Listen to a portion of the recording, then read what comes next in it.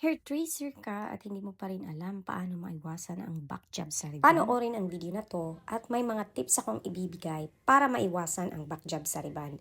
So itong book ng client natin is back jab ito sa riban, matagal na pero hindi na to pinapaayos ng client natin.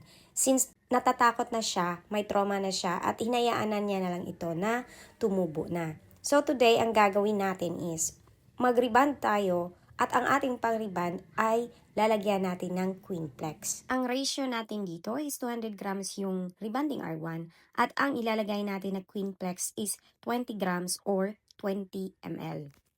Nag-haircut na pala kami dun sa dulo ng kanyang hair. Pinapatanggal na ni client yung ibang parts sa kanyang sirang buhok. So, ito na yung final natin na lalagyan ng pang-reband. Para maiwasan natin ang further damage dito sa dulo, nag-spray tayo ng pH balancer sa colored parts or yung previously rebanded at naglagay na rin tayo ng R1. At hindi po tayo mababahala kasi nga protected ito with pH balancer. Mixing ratio natin sa pH balancer is 100 grams of water, 10 grams lang ng pH balancer. Pagkatapos ko sa process ng rebonding, eto na nga, nakikita na natin, ito yung nangyayari sa buhok ng client. Straight po yung parts na concern niya, yung virgin hair. But dito sa mga nasisira pa na parts ng kanyang hair is hindi pa natin na-address yung problema. So what am I going to do is, gagawa tayo ng restorative treatment at ang gagawin natin is magmix tayo ng Keratin Opti-Straight Yellow Variant at Kerafire Botox. Ang ratio nito is 1:1 at ito na yung hair ng ating client after natin itong ma-applyan. Binabad lang natin ito ng 1 oras and after 1 hour, binanlawan with running water only. At pagkatapos niyan, binoblow dry at pinaplansya. Ito na yung outcome ng ating ginagawa.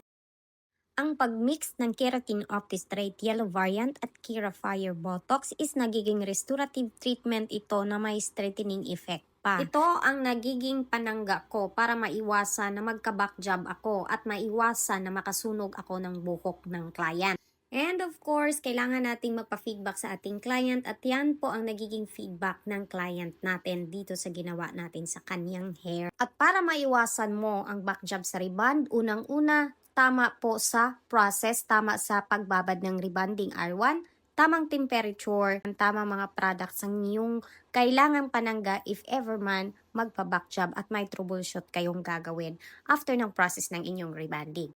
Miss Yuri here. Thank you for watching and I'll see you again on my next video. Follow for more hair dressing tips and tutorials.